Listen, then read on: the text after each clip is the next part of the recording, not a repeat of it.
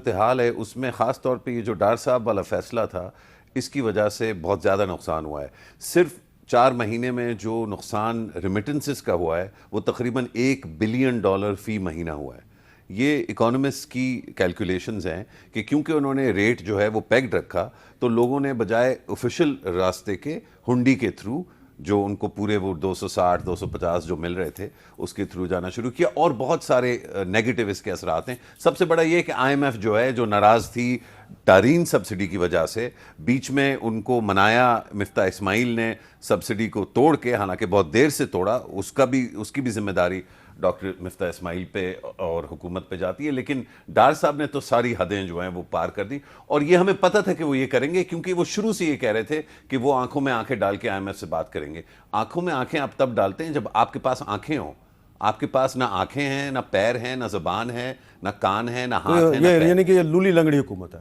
اب میں اس طرح آپ نے جو خصوصیات بیان کی آپ مجھے ڈاکٹر مصدق ملک کے اتنے قریب بٹھا کے اور آپ چاہتے ہیں کہ میں, لیکن دیکھیں جو میں نے تو یہ کہا تھا کہ آج سے 3 ہفتے پہلے بھی میں نے کہا کہ فوراً الیکشن کرائیں. اپریل میں پچھلے سال جب یہ حکومت آئی تھی تب میں نے کہا کہ یہ بہت اچھا ہوا. ووٹ آف نو کانفیڈنس جو ہے جس سمت میں ملک جا رہا تھا, تارین سبسڈی, اس سے بہت واضح تھا کہ خان صاحب کا اور ان کی حکومت کا کوئی ارادہ نہیں تھا پاکستان کو جو ہے مشکلات سے بچانے کا. لیکن اس کے بعد الیکشن کرانا چاہیے تھا. اچھا الیکشن نہیں کرایا تو معقول لوگ اگر لے آئے تھے تو ان کو رکھنا تھا. آپ مفتاح اسماعیل کو لائے, انہوں نے بڑی مشکل سے کنونس کیا, فائنلی جو ہے آئی ایم ایف پروگرام پھر کھلا. جیسے ہی کھلا آپ نے ان کو نکال کے اور آپ پھر سے ڈار صاحب کو لے آئے. تو یہ لنگڑی لولی تو ہو یا نہ ہو, لیکن بہت ہی زیادہ اس کے جو فیصلے ہیں ان پہ بہت بڑے بڑے سوالیہ نشان. صفاق حکومت ہے, صفاق. اب دیکھیے میں الفاظ کی اس میں جو ہے وہ نہیں جانا چاہتا, لیکن بہت سارے بڑے بڑے سوالات جو ہیں وہ آئی ہوپ کہ حکومت میں خود بھی جو ہے کابینہ میں لوگ پوچھتے ہیں. شعیب شاہین صاحب, آپ کو کیا لگتا ہے کہ یہ آئی ایم ایف کے ساتھ جو معاہدہ ہے اس سے پاکستان کے سارے مسئلے حل ہو جائیں گے؟ کبھی بھی نہیں. گورنمنٹ کو اس لولی لنگڑی حکومت کو ایک ایک دن کے لیے بھی آگے چلایا, اس کا انجام نہ سیکورٹی آپ کی ٹھیک رہے گی, نہ ہی آپ کی اکنامکس ٹھیک رہے گی, نہ پولیٹیکلی آپ سٹیبل گورنمنٹ بنا سکیں گے, اور نہ کنٹینیوٹی ان گورننس ہوگی, نہ پالیسیز میں کنٹینیوٹی ہوگی. آج آپ دیکھ لیں بہت سارے دوست ہمارے پہ بھی تنقید کرتے تھے کہ جناب یہ تو پی ٹی آئی کا ایجنڈا آپ لے کے چل رہے ہیں. ہم کہتے تھے ہم بینگ انڈیپینڈنٹ ایک انسٹیٹیوشن ہے, ہم فیل کر رہے ہیں, یہ سارے لوگ بتا رہے ہیں کہ جتنی انسرٹنٹی ہوگی اس کا انجام یہی ہوگا. آج وقت نے ثابت کیا, یہ پوزیشن یہ ہوگی ہے کہ بدترین کیفیت میں ہم چلے گئے ہیں.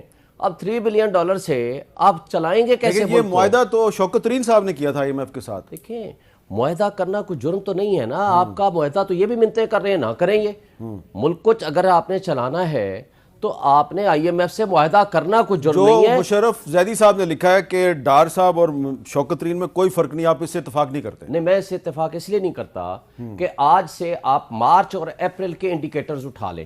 اگر 6% گروتھ تھی, اگر آپ کے $19 بلین اگر آپ کا ریزرو تھا, اگر آپ کا ملک چل رہا تھا بہتری کی طرف, 5% ڈیفالٹ کے چانسز تھے, تو آج تو آپ کا ملک پریکٹیکلی ڈیفالٹ کر چکا ہے. آپ دیکھیں کراچی میں کیا صورتحال ہے, آپ کے کنٹینرز کھڑے ہوئے ہیں. اور آپ کا اسحاق ڈار صاحب جو افلاطون اپنے آپ کو اکانومسٹ کہا کرتے تھے اور پتہ نہیں کیا کیا کہتے تھے, آتے ساتھ ہی انہوں نے جو ملک کی تباہی کی ہے یہ آپ کی جڑیں کھوکھلی کر دی ہیں. اچھا, مجھے تو یہ لگتا ہے, میں افسوس سے کہنا چاہتا ہوں کہ مجھے یہ لگتا ہے کہ یہ کسی کے ساتھ سودے بازی کر کے آئے ہیں کہ ملک کو اس انجام کو پہنچانا ہے تاکہ اس کی خود مختاری, اس کی سالمیت خطرے میں پڑ جائے. مجھے تو یہ لگتا ہے, ورنہ جان بوجھ کے 4 مہینے اس انجام کو پہنچانا یہ انبلیویبل ہے جو کچھ انہوں نے